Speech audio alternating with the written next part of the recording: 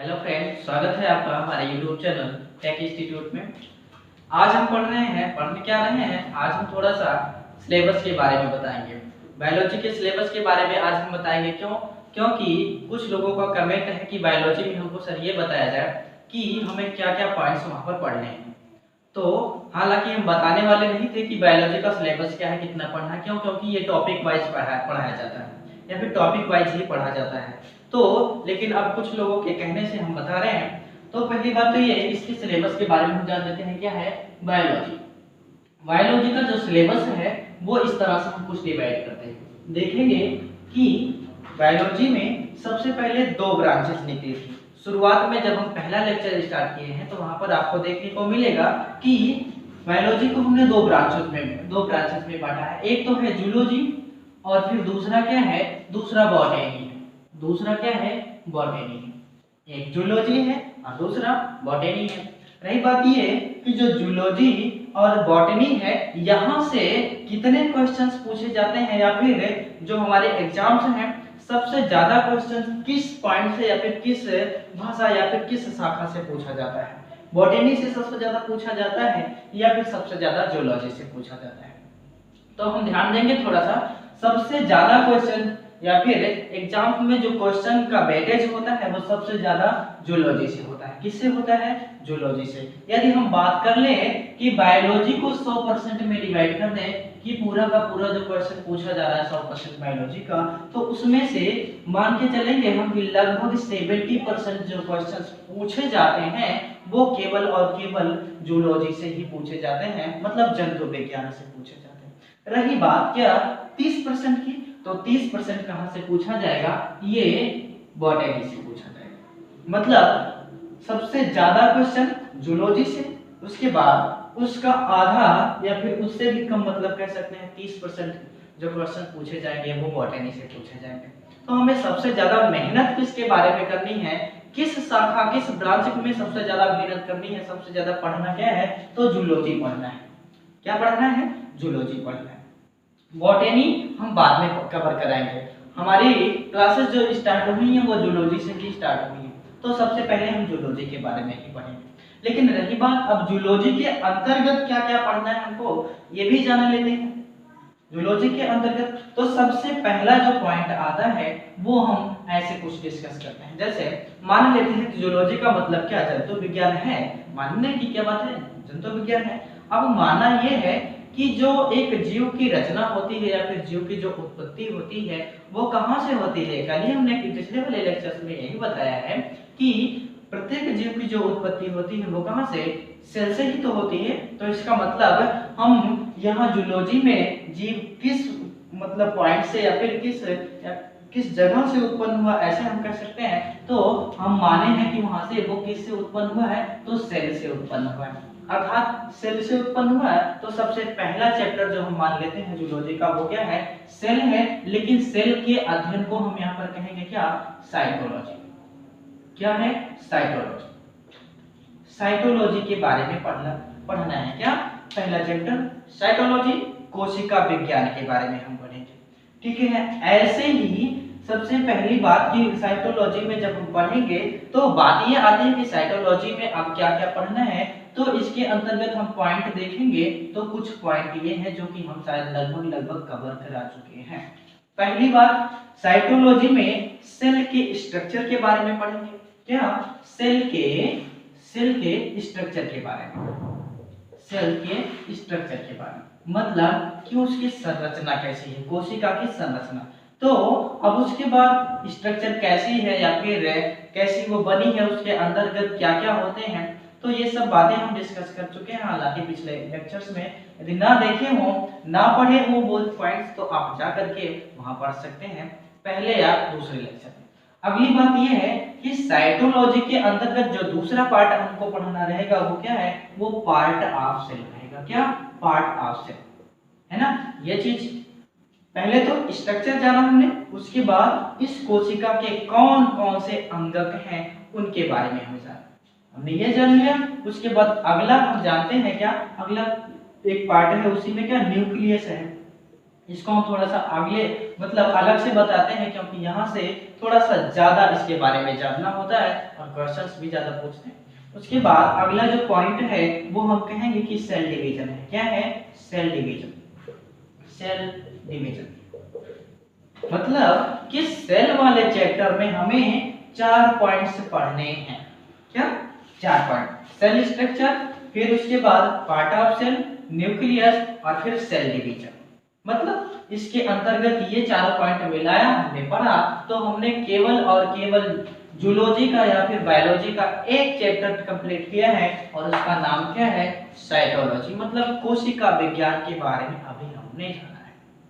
अगली बात कि जब कोशिका के बारे में हमने जान लिया तो भाई कोशिका से अब क्या बनेगा? जीव ही तो बनेगा। कोशिका से अब क्या बनेगा? जीव। लेकिन किस प्रोसेस के थ्रू तो ये जीव बनेगा?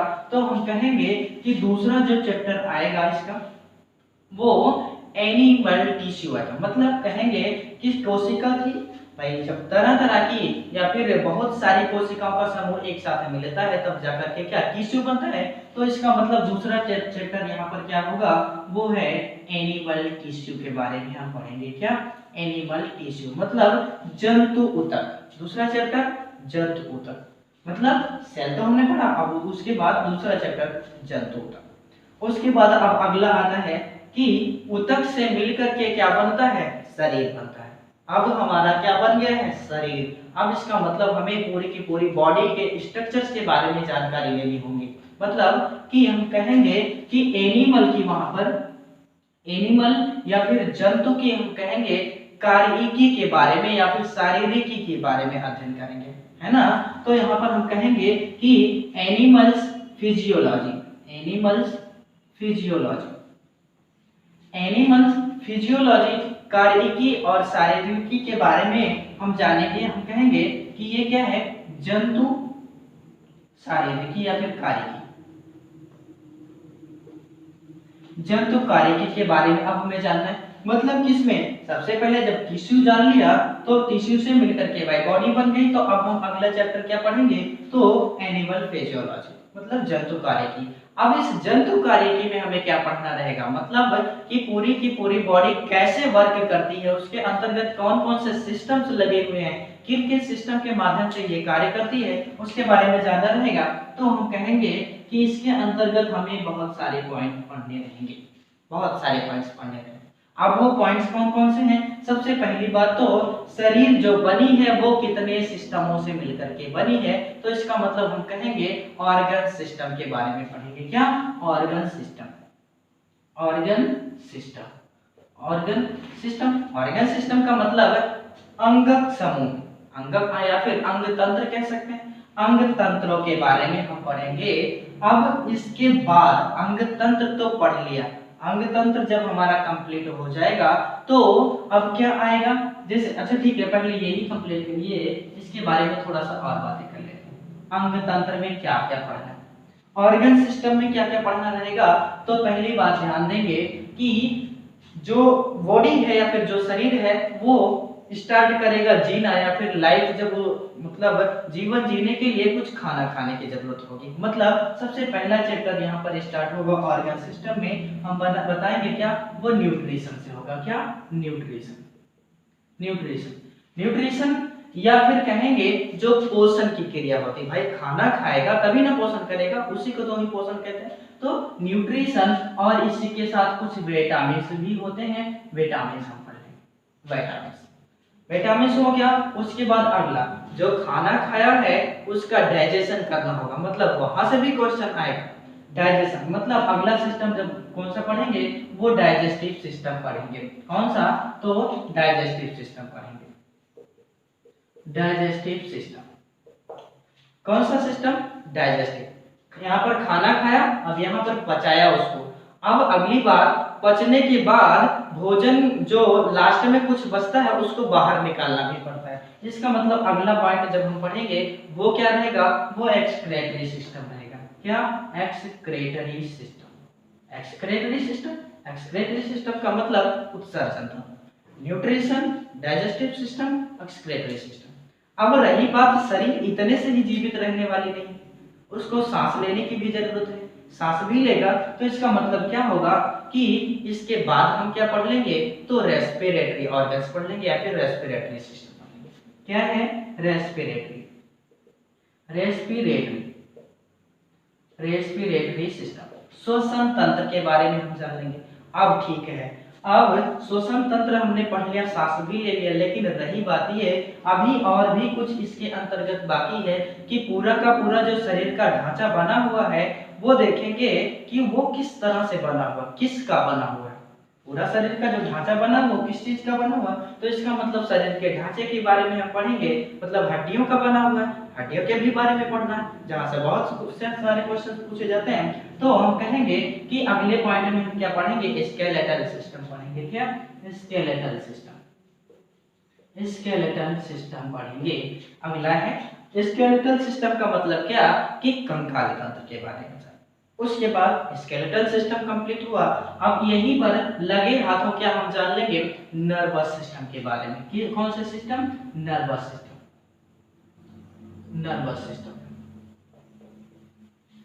नर्वस सिस्टम मतलब तंत्रिका, स्केलेटल सिस्टम, नर्वस सिस्टम। उसके बाद अभी और बचा है, वो बचा क्या है, तो सर्कुलेटरी ऑर्गन बचे हुए हैं। मतलब पूरी बॉडी तो कंप्लीट हो रही है, लेकिन कि इस शरीर के रगों में जो खून बह रहा है उसके भी बारे में तो पढ़ना है। तो इसका मतलब यहाँ पर अगली बात हम पढ़ेंगे वो क्या है, सर्कुलेटरी सिस्टम हो गया। लेकिन अभी भी कुछ और सिस्टम्स बचे हुए हैं, जैसे एंडोक्राइन सिस्टम, एक्सोक्राइन सिस्टम, मतलब अंतःस्रावी ग्रंथियां कुछ रहेंगी, मतलब जहां से हार्मोन्स वगैरह निकलते हैं उनके बारे में पढ़ना रहेगा। तो अगला हम यहाँ पर डाल देते हैं क्या, एंडोक्राइन या फिर एक्सोक्राइन सिस्टम। ये इतने सिस्टम्स कम से कम हमें पढ़ने रहेंगे ऑर्गन सिस्टम के अंतर्गत। मतलब एनिमल फिजियोलॉजी में क्या हम पढ़ेंगे, सबसे पहली बात तो ऑर्गन सिस्टम के बारे में जब हम ध्यान देंगे तो हमें क्या क्या पढ़ना रहेगा ऑर्गन सिस्टम। तो देखेंगे कि न्यूट्रिशन या विटामिन, पोषण के बारे में, उसके बाद डाइजेशन होगा, फिर उसके बाद एक्सक्रीटरी सिस्टम होगा, फिर उसके बाद क्या होगा, रेस्पिरेटरी सिस्टम होगा, स्केलेटल सिस्टम, फिर nervous system, circulatory system, endocrine और एक्सोक्राइन सिस्टम। ये तो अभी सिस्टम्स के बारे में हमने ध्यान दिया, इतना पढ़ा। मतलब अंदर की चीजें, शरीर की जो बनावट है वो अंदरूनी बनावट के बारे में, अंदर जो ऑर्गन्स लगे हुए उनका काम कैसे हो रहा है, वो कैसे कार्य कर रहे हैं, किस चीज के बने हुए, कहाँ पर हैं, किस जगह स्थित है, वो हमने यहाँ पर जान लिया। लेकिन अभी भी कुछ और चीजें बची हुई हैं। जैसे अगला पॉइंट हम यहाँ बनाएंगे, तो अगला पॉइंट ये क्या है, यहाँ एनिमल फिजियोलॉजी में तो अगला है, कहेंगे कुछ सेंसरी ऑर्गन्स भी हैं। मतलब सेंसरी ऑर्गन्स कौन से ऑर्गन हैं, सेंसरी ऑर्गन्स भी। सेंसरी ऑर्गन का मतलब कुछ ऐसे संवेदी अंग। भाई ये तो अंदर की चीजें हो गई, लेकिन बाहर से देखने में शरीर कैसा है या फिर कैसे दिखता है उसका कुछ संवेदांग हैं, उनके बारे में कहेंगे। तो सेंसरी ऑर्गन का मतलब संवेदी अंगों के बारे में पढ़ेंगे। तो ये संवेदी अंग कितने हैं हम यहाँ पर देखेंगे, कौन कौन से पढ़ेंगे। तो एक तो होगा क्या, स्किन। क्या है, स्किन के बारे में हम जानने के पढ़ेंगे।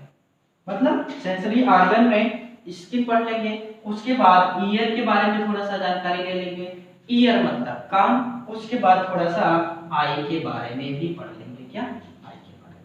तो ये कुछ हो गए सेंसरी ऑर्गन। और फिर अभी क्या बची हुई है, अभी हम बची हुई है यहाँ पर अगला पॉइंट कह देंगे, वो टंग्स भी है सेंसरी ऑर्गन के। क्या,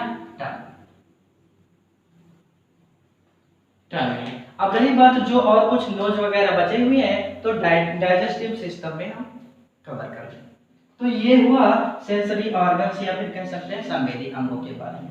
ये तो एक मोटा मोटा खांचा हम कहेंगे, इतना ज्यादा पढ़ना रहेगा किसके बारे में, तो जूलॉजी में हमें पढ़ना। लेकिन अभी भी पूरी नहीं हुई, अभी अगला, मतलब ये 3 ही चैप्टर तो हुए, 3 चैप्टर में देख रहे हैं इतने ज्यादा पॉइंट्स हमें पढ़ने हैं। अब चौथा जो पॉइंट है, तो आप इसको लिख लेंगे या लिखना चाहेंगे, हम मिटा रहे हैं थोड़ा सा।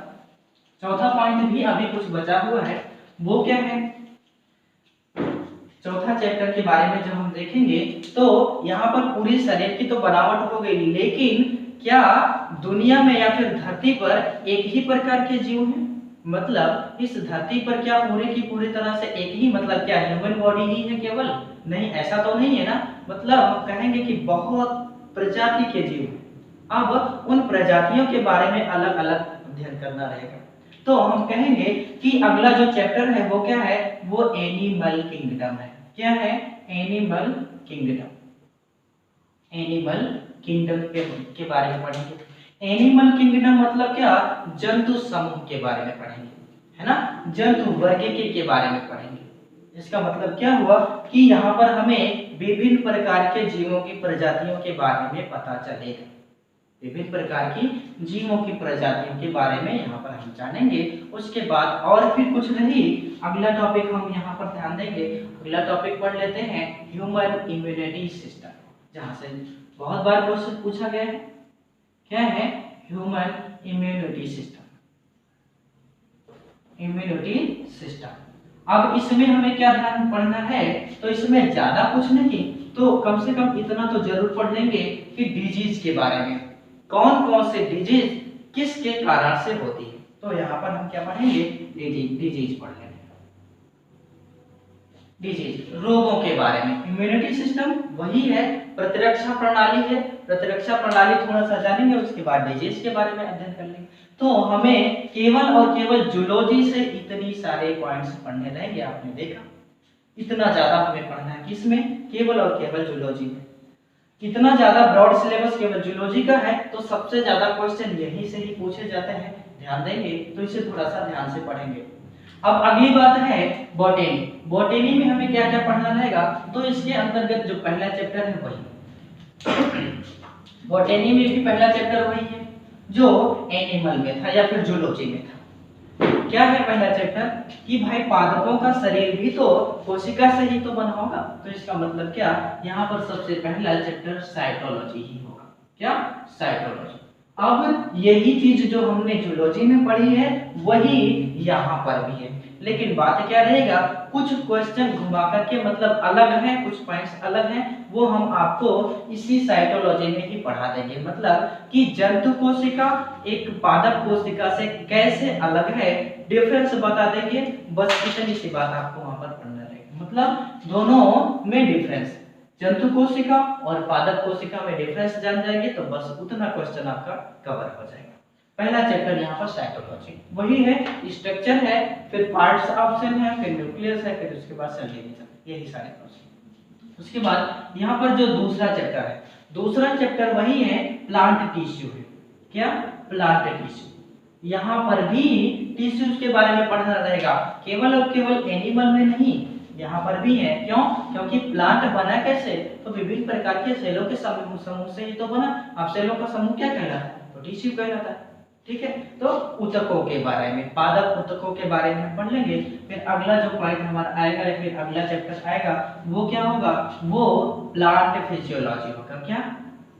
Plant physiology. प्लांट फिजियोलॉजी मतलब अब पादप कार्यकी के बारे में हमें ध्यान देना होगा। जैसे प्लांट टिश्यू के बारे में पढ़ लिया, मतलब हम कहेंगे कि बहुत प्रकार के टिश्यूओं से मिलकर के ये प्लांट का शरीर तो बन गया, लेकिन अब वो शरीर में क्या क्या बना हुआ, कैसे बना हुआ वो चीज। या फिर इसके पहले एक और चैप्टर है, उसका नाम है प्लांट एम्ब्रियोलॉजी। क्या नाम है? Plant embryology.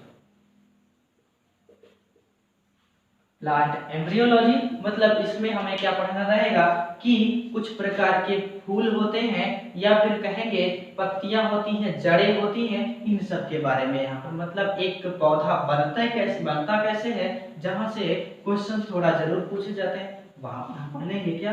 एम्ब्रियोलॉजी। उसके बाद अगला जो चैप्टर बनेगा वही है वो प्लांट फिजियोलॉजी। प्लांट फिजियोलॉजी है।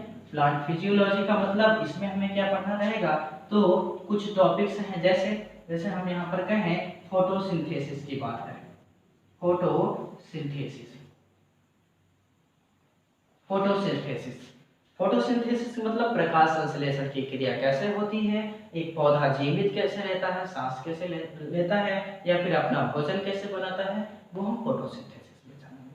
उसके बाद फिर अगला है वो प्लांट रेस्पिरेटरी सिस्टम यहाँ पर भी पढ़ लेंगे, या फिर प्लांट रेस्पिरेशन। प्लांट रेस्पिरेशन के बारे में थोड़ा सा जान लेंगे।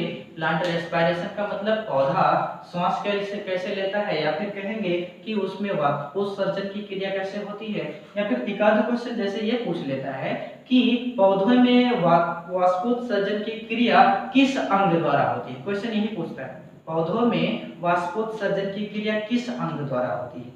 अब ऑप्शन रहेगा क्या, मान लेते हैं हम ऑप्शन दे देते हैं आपको, तो पत्ती, और दूसरा क्या स्टोमेटा, और तीसरा क्या तना मान लेते हैं, स्टम हो गया। उसके बाद फिर अगला रूट को दे देते हैं। अब बताओ ऑप्शन कौन सा रहेगा, आप पत्ती वाला ऑप्शन लगाओगे या फिर स्टोमेटा वाला ऑप्शन लगाओगे।